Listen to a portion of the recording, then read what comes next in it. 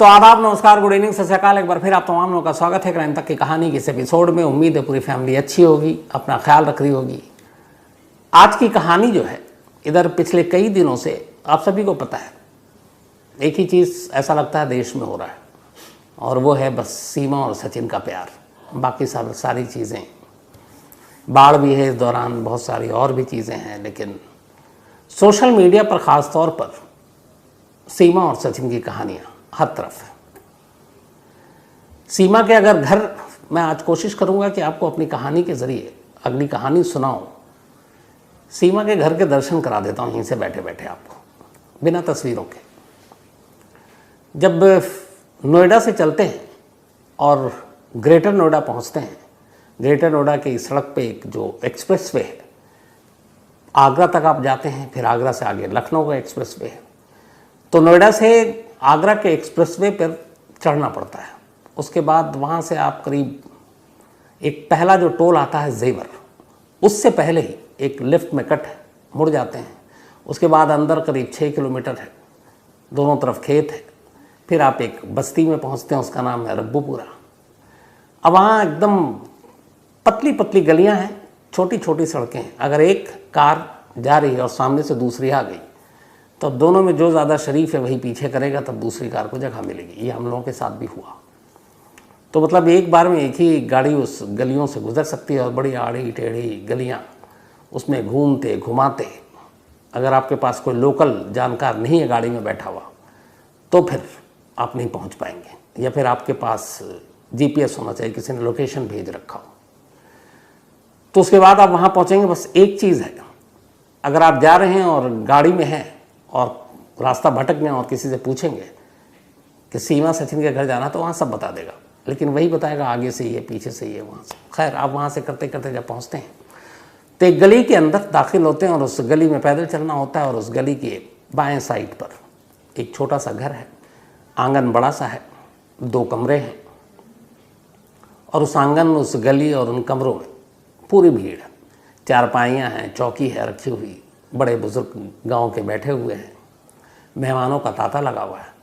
और इन मेहमानों में सबसे ज़्यादा भीड़ मीडिया वालों की है। हर चैनल के लोग, तमाम यूट्यूब चैनल के लोग, और सिर्फ नोएडा दिल्ली से नहीं, पता नहीं कहाँ कहाँ से, किस किस स्टेट से सब पहुँचे हुए हैं। जब सैटरडे को पहली बार ज़मानत से बाहर आई सीमा, तब तक इतनी हलचल नहीं थी। बहुत सारे लोगों को पता भी नहीं था कि सीमा को बेल मिल गई और सीमा बाहर आ गई और घर पे है अपने। तो उस दिन इतनी मारामारी नहीं थी जिस दिन मैं सैटरडे पहुंचा था, क्योंकि तब तक ज़्यादा लोगों को पता भी नहीं था। लेकिन उसके बाद संडे से जो आलम है वहाँ पर, वो आज भी वैसे ही है। अब ये है कि आप सीधे जाएं तो पहले आपको मतलब वेट कीजिए, आपकी नंबरिंग होगी, आप किस नंबर पे हैं, उसके बाद आप मिलिए, आप बातचीत कीजिए, इंटरव्यू कीजिए, और पूरी लाइन। तो अच्छी खासी उस इलाके में जो दुकानें हैं उनकी भी दुकानदारी चल गई है, चाहे वो पानी की हो, सिगरेट की हो, कोल्ड ड्रिंक्स की हो, क्योंकि लोग खड़े हुए हैं। बारिश में भी लोग खड़े हुए हैं। अंदर जाएंगे तो अंदर वही मुस्कुराता हुआ चेहरा सीमा का मिलेगा। सीमा के माथे पर आपको लाल बिंदी मिलेगी, हाथों में लाल चूड़ियाँ मिलेंगी, राधे राधे लिखे हुए दुपट्टा मिलेंगे, और मंगलसूत्र गले में। और जब सचिन को आप देखेंगे तो ज़्यादातर वहाँ पे बहुत सारे भीड़ है। मैंने जो ऑब्ज़र्व किया वो ये है कि वो तमाम भीड़ों से हटकर ये दोनों हर वक्त एक दूसरे को ही देखते रहते हैं और मुस्कुरा कर। तो बहुत सारे मीडिया वाले अलग अलग सवाल भी पूछ रहे हैं, टटोल रहे हैं, जो एजेंसियों का काम है। कि अच्छा, सीमा से पूछा जा रहा है कि आप बताओ, आप मुस्लिम हो तो कलमा आता है, आपको ये फातिहा आता है, आपको ये सूरा आता है। अब वो अपने पति की तरफ देखती है, फिर कहती है नहीं मुझे याद नहीं है। अब मुझे समझ में नहीं आ रहा ऐसे वक्त में इन सवालों का क्या मतलब है। तो फिर ये कि आप जासूस हैं, उस तरह के भी सवाल। तो सवालों के तीर छोड़े जा रहे हैं अजीब अजीब तरह के, और वो दोनों उसी तरीके से जवाब भी दे रहे हैं कि आपको इतनी अच्छी हिंदी कहाँ से आती है, आप इंग्लिश कैसे बोल लेती हो। हालांकि कहीं पे भी उसका एक भी ऑडियो या वीडियो ऐसा नहीं है जिसमें उसने पूरे इंग्लिश के 2-4 सेंटेंस बोले, या एक भी। बस इंग्लिश के नाम पे sorry, thank you, love you, यही सब है। तो ये सारी चीज़ें हैं, मेला लगा हुआ है। और वो दोनों अपने घर पर हैं, क्योंकि शर्त यह है कि घर से बाहर दोनों निकलेंगे नहीं, ज़मानत इसी शर्त पर दी गई है। अब इनकी तकदीर का फैसला क्या होगा ये अभी पता नहीं, ये सरकारों को तय करना है, यूपी और सेंट्रल गवर्नमेंट दिल्ली। आज भी मेरी यूपी पुलिस के एक अफसर से बात हुई, उन्होंने कहा अभी भी हम लोग कोई फैसला नहीं ले पाए, इंतज़ार कर रहे हैं। तो सीमा इस वक्त ग्रेटर नोएडा के उसी रब्बूपुरा के 2 कमरों के घर में है और उस कमरे से वो बाहर या उस रब्बूपुरा से बाहर निकल नहीं सकती क्योंकि ज़मानत की शर्त ये है। तो सीमा का भविष्य क्या होगा मुझे अभी नहीं मालूम, लेकिन सीमा के साथ अजीब इत्तेफाक है। सीमा और सचिन जैसी सेम कहानी लगभग उसी साल एक और आई थी, एक और पाकिस्तानी लड़की और एक और हिंदुस्तानी लड़के की मोहब्बत की कहानी। उस कहानी को सुनना और समझना इसलिए ज़रूरी है कि उससे शायद सीमा और सचिन के अंजाम का थोड़ा सा अंदाज़ा या एहसास हो जाएगा। सीमा और सचिन में 2020 में पबजी के ज़रिए प्यार हुआ, वहाँ मामला 2022 में शुरू होता है। पाकिस्तान के सिंध प्रांत में एक जगह है हैदराबाद, अपने यहाँ भी एक हैदराबाद, एक पाकिस्तान में भी हैदराबाद है। इसी हैदराबाद में एक शाही बाज़ार मोहल्ला है। उस शाही बाज़ार मोहल्ला में एक फैमिली रहती है, जीवानी फैमिली। उस जीवानी फैमिली में एक 16 साल की लड़की थी। जीवानी फैमिली का अपना कारोबार है, बिजनेस है। 16 साल की एक लड़की जिसका नाम इकरा जीवानी। इकरा जीवानी हैदराबाद में रहती और पढ़ रही थी। वो 16 ईयर थी, 12th क्लास में भी पढ़ाई कर रही थी। 2022 में सितंबर का महीना था। यहाँ पे सीमा और सचिन पबजी खेलते हैं, पाकिस्तान और हिंदुस्तान में बैठकर। पबजी के 2 खिलाड़ी थे। वहाँ इकरा लूडो खेल रही थी ऑनलाइन, और लूडो में भी आप कहीं किसी के साथ खेल सकते हैं। ये भी मुझे अभी कोरोना के टाइम में पता चला कि आप घर पे हो, आपकी फैमिली कहीं मतलब कहीं और हो, आप दोनों ऑनलाइन लूडो खेल सकते हैं। हार जीत भी होती है, शर्त भी लगती है। मैंने भी खेला लूडो घर में। तो क्या हुआ कि इकरा वहाँ पाकिस्तान में लूडो खेल रही है, सितंबर 2022। लूडो खेलते खेलते अचानक उसी ऑनलाइन लूडो के खेल में उसकी मुलाकात एक हिंदुस्तानी लड़के से होती है। उस लड़के का नाम था मुलायम सिंह यादव। अब एक जाने माने हमारे देश के टॉप नेता रहे हैं, यूपी के मुख्यमंत्री, सेंट्रल मिनिस्टर रहे हैं, डिफेंस मिनिस्टर रहे हैं मुलायम सिंह यादव। कुछ वक्त पहले ही उनका निधन हुआ, उनकी मौत हुई। तो इस लड़के का नाम भी था मुलायम सिंह यादव और ये भी यूपी का। और मुलायम सिंह यादव बेंगलोर की एक कंपनी में एक सिक्योरिटी गार्ड था, उम्र 22 साल के करीब, बिल्कुल नौजवान। तो अब खाली वक्त में वो भी लूडो खेला करता।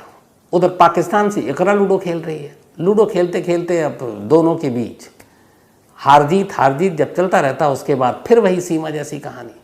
अब दोनों उसके बाद नंबरों का आदान प्रदान करते हैं। पहले लूडो खेलते खेलते, वो जो लूडो खेलते हैं और आप उस वक्त आप चैट भी कर सकते हैं। तो उसी चैट के दौरान बातचीत शुरू हुई। बातचीत के बाद अब दोनों के बीच नंबर एक्सचेंज हुए। तो व्हाट्सअप आया, फिर फेसबुक पे गए। अब दोनों दिन रात जब मौका मिले बात कर रहे हैं, और धीरे धीरे लूडो के खेल के चक्कर में दोनों को प्यार हो गया, पाकिस्तानी इकरा और हिंदुस्तानी मुलायम सिंह यादव। अब प्यार हुआ, लेकिन उन दोनों ने सीमा जैसा लंबा सब्र करने की ज़रूरत नहीं समझी। सीमा को 2020 में प्यार हुआ था सचिन से, और 2022 बल्कि 23 में ये लोग पहली बार काठमांडू में मिले। तो लगभग 2-2.5 साल के बाद यहाँ सितंबर 2022 में पहली बार लूडो पे मुलाकात हुई, और दोनों ने तय कर लिया कि अब हमें मिलना है। और उनके सामने भी सेम दिक्कत, क्योंकि इकरा पाकिस्तान से हिंदुस्तान नहीं आ सकती थी, और मुलायम सिंह यादव को पाकिस्तानी वीज़ा नहीं मिलता, तो वो पाकिस्तान नहीं जा सकता था। तो करें क्या? तो तय ये हुआ कि गल्फ में मिलते हैं, दुबई में। लेकिन फिर ये हुआ कि अब मुलायम के पास पासपोर्ट नहीं। यहाँ भी सेम यही था कि एक ये तय हुआ था कि यूएई में मिलेंगे, लेकिन सचिन के पास पासपोर्ट ही नहीं था। और सचिन इसलिए पाकिस्तान भी जाने की नहीं सोच रहा था। वीज़ा तो खैर दूर की बात थी, पासपोर्ट ही नहीं था।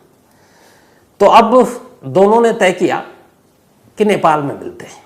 सेम सीमा और सचिन जैसे मिले। तो इकरा और मुलायम सिंह यादव के बीच में ये तय हो गया। इसके बाद अब इकरा जो है वो अपने कुछ गहने बेचती है चुपचाप, घर वालों से छुपाकर। स्कूल में अपनी कुछ दोस्तों से झूठ बोलती है कि मुझे कुछ पैसों की ज़रूरत है, वापस लौटा देंगे। ठीक ठाक फैमिली की थी। दोस्त उधार देते हैं, वो इन सारे पैसों को इकट्ठा करती है।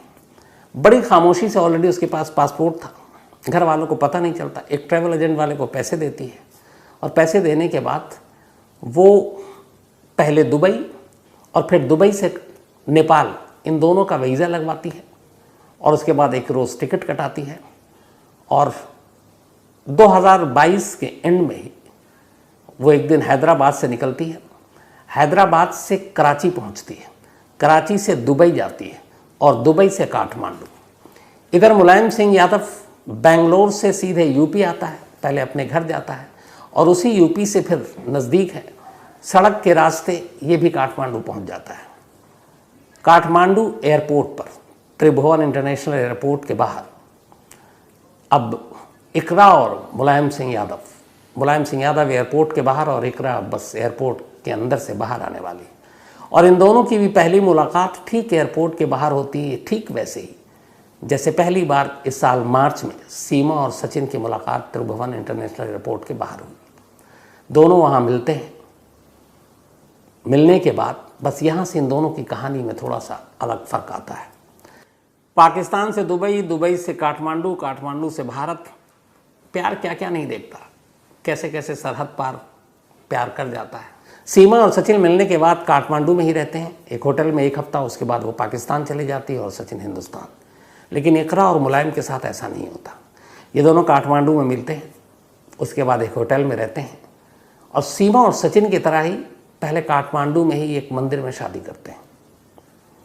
शादी करने के बाद इकरा पाकिस्तान नहीं लौटती, बल्कि मुलायम उसको अपने साथ बस के रास्ते पहले यूपी में लेकर आता है, बॉर्डर से बाई रोड, और फिर अपने घर ले जाने की बजाय उसे बेंगलोर ले जाता है जहां वो काम करता है।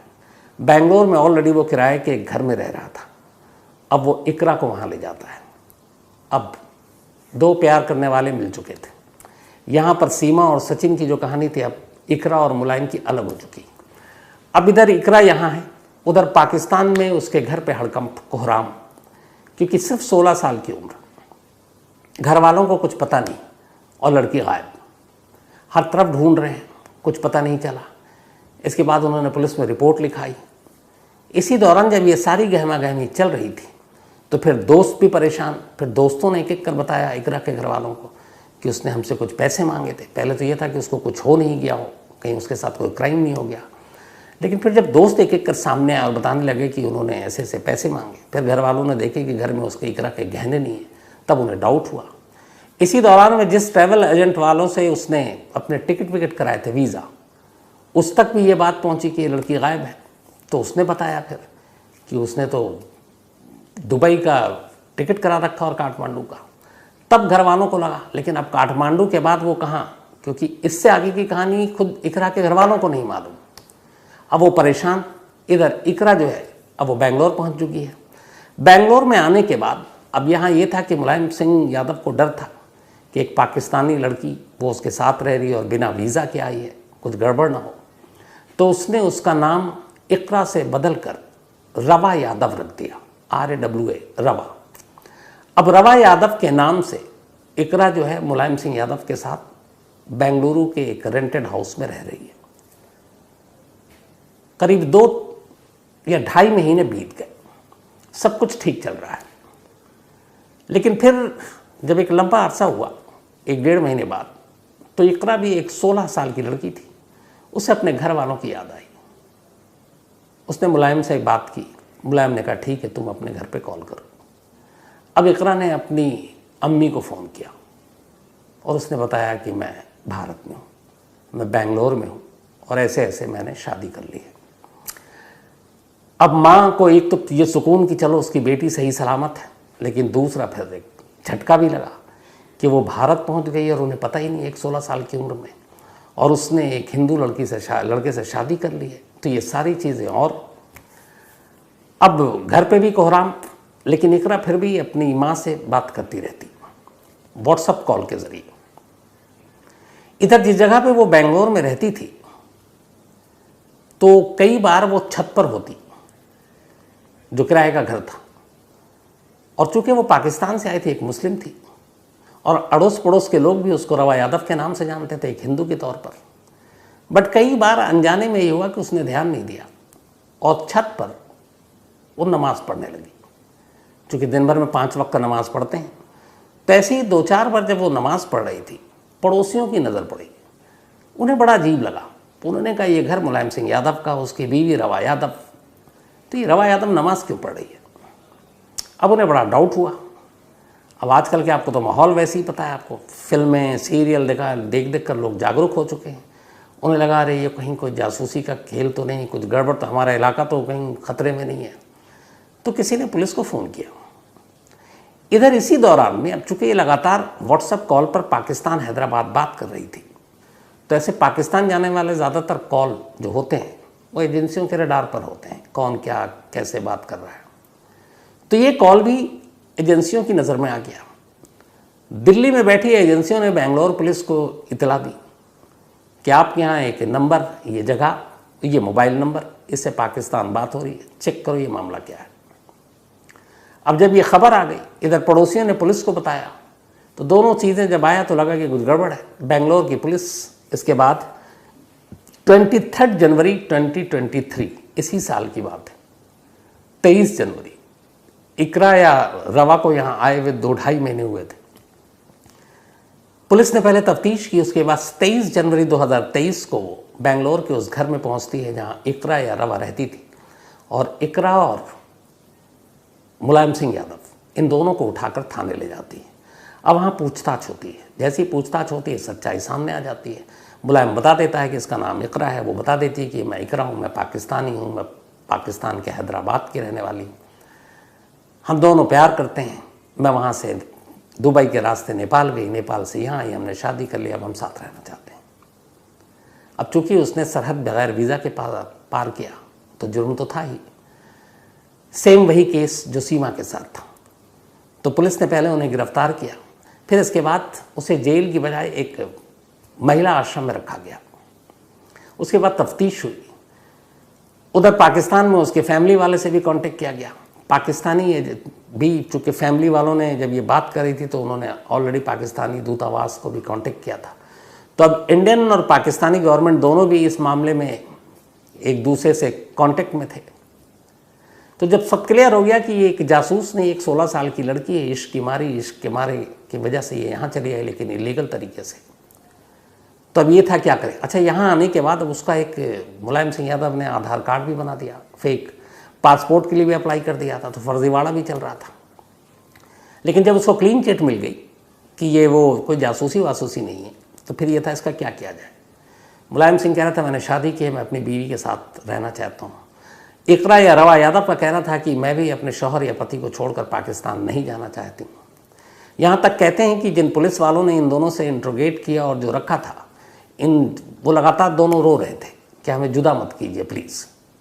जो पुलिस वाले थे वो भी बड़े इमोशनल हो गए थे। उन्होंने कहा हमारा बस चलता तो हम इन दोनों को साथ रहने देते, लेकिन बात सिर्फ दिल की नहीं है, बात कानून की भी है। तो कानून के हाथों में मजबूर है, तो हम वो नहीं कर सकते जो हमें, जिसके कानून इजाज़त नहीं देता। तो पत्थर रखकर अपने दिलों पे बेंगलोर पुलिस ने फिर दिल्ली के इशारे पर यह हुआ कि भाई ये तो गलत है, तो गलत है। इन दोनों को 19 फरवरी इसी साल, 23 जनवरी को गिरफ्तार किया था, फिर इनको महिला आश्रम में रखा। 19 फरवरी 2023, 19 फेब 2023 को इकरा को बेंगलोर से लाया गया दिल्ली, और दिल्ली से फिर ले जाया गया वाघा बॉर्डर, और वाघा बॉर्डर पर पाकिस्तानी अथॉरिटी को सौंप दिया गया। वाघा बॉर्डर पर पाकिस्तान की तरफ इकरा का पूरा फैमिली, पूरी माँ बाप भाई बहन सब इकट्ठा थे, सौंपा गया। फिर वो लोग इकरा को लेकर हैदराबाद चले गए। तो आज करीब 5 महीने हो गए इकरा को हैदराबाद गए हुए। अब खबर ये है कि वो हैदराबाद में एक नई ज़िंदगी शुरू कर चुकी है, पढ़ाई लिखाई भी चल रही है। हालांकि पाकिस्तान से फिर जो उनके फैमिली ने, चूँकि ये मीडिया में भी सारी बातें आई, और इकरा के एक चाचा हैं, उन्होंने इंटरव्यू दिया था। उस इंटरव्यू में उन्होंने ये कहा था कि ये सच है कि लूडो खेलते हुए प्यार हुआ था, लेकिन साथ ही उन्होंने वो अपनी तरफ से जो बयान दिया, उन्होंने कहा कि लूडो के ज़रिए जब बातचीत हुई तो एक हिंदुस्तानी लड़का मिला, उसने अपना नाम बताया था समीर अंसारी, और उसने ये कहा कि मैं सॉफ्टवेयर इंजीनियर हूँ, बेंगलोर में रहता हूँ। तो इकरा के चाचा का इल्ज़ाम था कि समीर अंसारी ने गलत नाम बताकर उनकी भतीजी को एक तरह से प्यार में फंसाया। हालांकि मुलायम सिंह यादव का कहना है कि ये शुरू से इकरा जानती थी कि मैं कौन हूँ और क्या करता हूँ। मैंने सॉफ्टवेयर इंजीनियर नहीं बताया, मैंने कहा था मैं एक सिक्योरिटी गार्ड हूँ, और उन लोगों का इल्ज़ाम ये था। लेकिन कुल मिलाकर ये है कि अब इकरा और मुलायम सिंह यादव दोनों जुदा हो चुके हैं। मुलायम आज भी बेंगलोर में है, इकरा पाकिस्तान के हैदराबाद में है। मुलायम की जो माता हैं यूपी में रहती हैं, उन्होंने कुछ वक्त पहले एक बयान जारी किया था और उन्होंने कहा था, अपील की थी भारत सरकार से और पाकिस्तान सरकार से कि चूंकि मेरे बेटे ने शादी कर ली है तो मेरी पाकिस्तानी बहू को मुझे वापस किया जाए। ये मुलायम सिंह यादव की माँ की अपील थी, पर उसमें कुछ हुआ नहीं। तो ये इकरा और मुलायम की कहानी थी और बहुत पुरानी नहीं। इस कहानी में देखिए क्या क्या चीज़ें थी। दोनों सचिन और सीमा पबजी गेम से मिले, इकरा और मुलायम लूडो खेलते हुए मिले। सीमा गल्फ़ के रास्ते काठमांडू पहुंची, इकरा भी गल्फ़ के रास्ते काठमांडू पहुंची। दोनों फिर वहाँ से सड़क के रास्ते बाहर आता है, ये दोनों भी यहाँ हैं। उन दोनों ने भी काठमांडू में शादी की, इन दोनों ने भी काठमांडू में शादी की।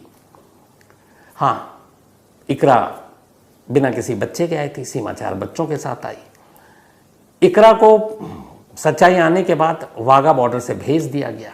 बस यहीं पे अभी सस्पेंस बाकी है कि अब सीमा का क्या इकरा की कहानी दोहराई जाएगी? क्या सीमा को भी वाघा बॉर्डर के ज़रिए पाकिस्तान भेजा जाएगा? क्योंकि शादी का दावा उन दोनों ने भी किया था, मुलायम और इकरा ने, और उसी काठमांडू में जहाँ सीमा और सचिन ने दावा किया है। तो उस दावे को तो नज़रअंदाज कर दिया गया, उन्हें पति पत्नी नहीं मानते हुए भेज दिया गया। क्या सीमा और सचिन के साथ ऐसा नहीं होगा? क्या इकरा और मुलायम की कहानी नहीं दोहराई जाएगी? क्या सीमा इसी देश में रहेगी, या फिर इकरा की तरह एक रोज़ वाघा बॉर्डर से उसे रुखसत कर दिया जाएगा? ये सारे वो सवाल हैं जिनके जवाब शायद अभी कोई नहीं दे सकता, क्योंकि जब तक एजेंसियां और अथॉरिटी और सरकार इस बारे में आखिरी फैसला नहीं ले लेती। हर खबर पर नजर रखने के लिए हमारे चैनल को लाइक, शेयर और सब्सक्राइब जरूर कीजिए। Crime control news Hyderabad.